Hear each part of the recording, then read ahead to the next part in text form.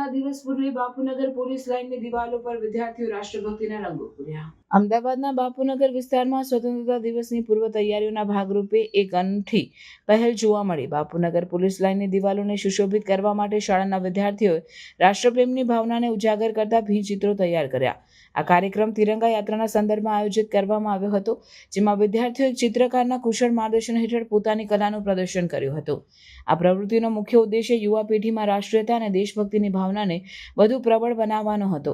વિદ્યાર્થીઓ અત્યંત ઉત્સાહભેર ભાગ લઈને પોલીસ લાઇનની નિસ્તેજ દિવાલો પર તિરંગા, સ્વાતંત્ર્ય સેનાનીઓ અને ભારતીય સંસ્કૃતિના પ્રતીકોને જીવંત કર્યા હતા। આ ભીંતચિત્રો દ્વારા તેમણે રાષ્ટ્ર પ્રત્યેનો પોતાનો આદર અને પ્રેમ વ્યક્ત કર્યો, જેણે સમગ્ર વાતાવરણને દેશભક્તિના રંગે રંગી દીધું હતું। સ્થાનિક પોલીસ વિભાગ અને શૈક્ષણિક સંસ્થાઓના સહયોગથી આયોજિત આ કાર્યક્રમ નાગરિકો અને પોલીસ વચ્ચેના સંબંધોને વધુ સુમેળભર્યા બનાવવાની દિશામાં એક સકારાત્મક પગલું છે।